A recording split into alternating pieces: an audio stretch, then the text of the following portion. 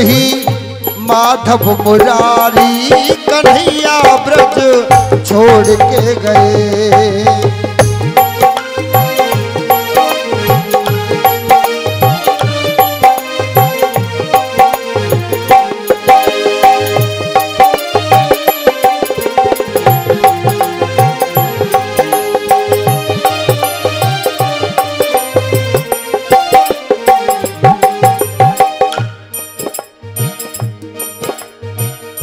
गोपी ग्वाल बाल रोए। आज सारा ब्रज रो रहा है। जहां तक ग्वालों की बात छोड़िए, गोपी ग्वाल बाल रोए, रोती है कैया। गोपी ग्वाल बाल रोए, रोती है कैया।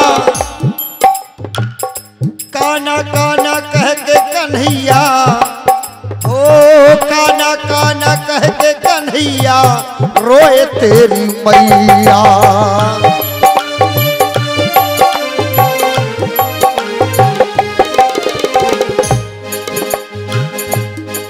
नींद भी ले गए तुम हमारी कन्हैया ब्रज छोड़ के गए।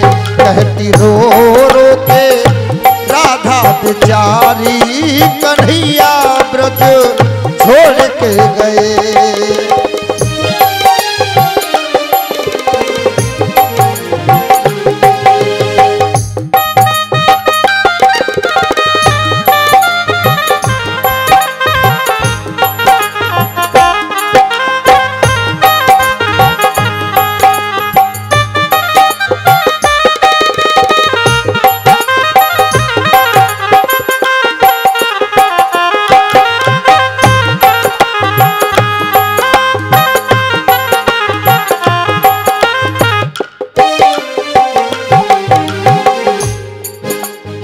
गोपी कहती हैं कि हे कन्हैया,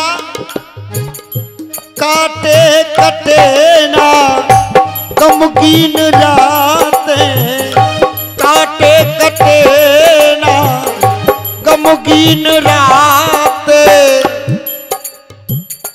किससे करेंगी हम मीठी मीठी बातें, किससे करेगी अब मीठी मीठी बातें। गोपियां कह रही कि कन्हैया हमें पता है तुम किस लिए गए हैं। आप हमें छोड़कर इसलिए गए हैं कि हम अनपढ़ हैं, गंवार हैं, पढ़ी लिखी नहीं है। कहती हैं गोपियां, हम हैं गोकुल की, हम हैं गोकुल की ग्वालन गवारी कन्हैया ब्रज छोड़ के गए। बन के निरुमोही माधव मुरारी कन्हैया ब्रज छोड़ के गए।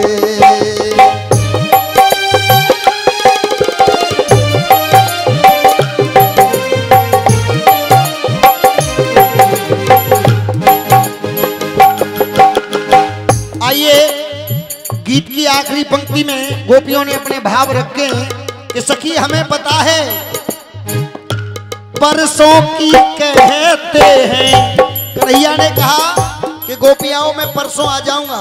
गोपी कहने लगी सुनो सखी, परसों की कहते हैं ये बरसें बिताएंगे। परसों की कहते हैं परसों बिताएंगे। काना काना हम पुकारे श्याम नहीं आएंगे। काना काना हम पुकारे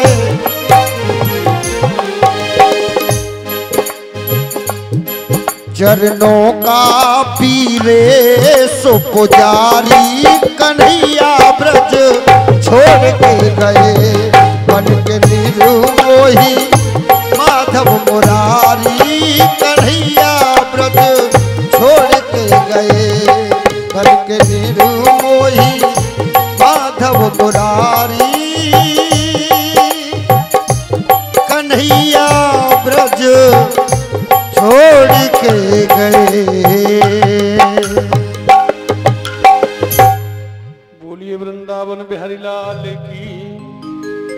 आज कन्हैया देखते देखते रथ पर चढ़ गए और सब के सब राधा सखी ग्वाल सखा सबके सब चित्र लिखे से खड़े के खड़े रहे, जैसे कि किसी ने इनके चित्र बना दिए हो ऐसे कैसे खड़े हो। और नंद बाबा दाऊ भैया कुछ सखा अपने रथ पर लेकर के गए। जैसे ही रथ मथुरा के उस कंस के बगिया पर पहुंचा तो वहीं ठहरने का उनका पहले इंतजाम किया गया था। उनको वहां रोक दिया गया। अक्रूर जी ने जाकर के बता दिया कि नंद बाबा दोनों बच्चों के साथ बागों में रुके। और जैसे ही ये बात मालूम हुई तो कंस ने अपने मल्ल युद्ध की तैयारी करा दी और उधर मल्ल युद्ध के दरवाजे पर कुबलिया पीड़ हाथी को बैठा दिया गया कि जैसे ही आए तो ये कुबलिया पीड़ हाथी उनको मार दे। उधर कन्हैया ने कही दाऊ भैया हाँ बाबा से पूछ लो, अरे हम तो सब ब्रजवासी, हम तो गांव के हैं, ये मथुरा शहर है, अगर बाबा कह दें तो देखे हम। दाऊ भैया ने कही बाबा ये काना यूं कह रहे हो या मथुरा शहर ने घूम के देख ले। कही लाला ये न कि चलतो सो कहते छेड़ बैठे वो। बोले नहीं मैं हूं। अच्छा तो ठीक है देखे आओ। सब सखन के साथ दाऊ भैया के साथ कान्हा मथुरा में प्रवेश करो तो सबसे पहले मथुरा में प्रवेश करते के साथ ही वो कंस का मुंह चढ़ा धोबी मिला। वो धोबी कंस के उन सोने की सलाखों में वस्त्रों को डाल करके लेके जा रहा था। बाकी के धोबी पोटरी ले लेकर के वस्त्रों की जा रहे थे। जैसे ही देखा आहा कन्हैया की आंखें लाल होने लगी। धोबी ने कहा ए गांव के ग्वालाओ कहां घूम रहे हो? वन के अच्छे। अरे धोबी ये तो बता ये तू किसके वस्त्र ले जा रहा है? बोले तुझसे बोलना आता है? बोले अच्छा तो मैं धोबी जी कह दूं? धोबी जी। उधर दाऊ भैया की आंखें बिल्कुल लाल हो गई। मैंने कहा कान्हा, कन्हैया ने कहा दाऊ भैया हाँ मामला खराब हो जाएगा, पहली बहनी खराब मत कर देना। दाऊ भैया ने कहा इसे मैं जानता हूं। बोले नहीं नहीं। कन्हैया ने क्या किया? एक रहपट जो मारा बस पक्की ककड़ी की तरह फट गया और गोविंदाय नमो नमः। बाकी के धोबी वस्त्र फेंक फेंक करके भाग गए। क्यों? क्योंकि दाऊ भैया कह रहे थे रे कान्हा इसे मैं जानता हूं, त्रेता युग में तुम तो राम थे और मैं लक्ष्मण था। इसने मां सीते को दोबारा से वनवास करा दिया था और भरत भैया को आपने बुलाया तो उन्होंने मना कर दिया, मैं माते सीते को छोड़ने नहीं जाऊंगा। उस वक्त आपने मुझसे कहा था कि अपनी मां सीता को छोड़ा। उस रात्रि में उस बनी में जब मैंने मां सीते को छोड़ा था मैं जानता हूं मुझे कितना कष्ट हुआ था। क्यों कि मैं सेवक था और आप स्वामी थे, इसलिए मैं आपको आपकी आज्ञा का उल्लंघन नहीं कर पाया। यही धोबी था जिसने दोबारा वनवास करा दिया मां सीता को। आज उसी धोबी का सबसे पहले वध किया। आगे आगे चले,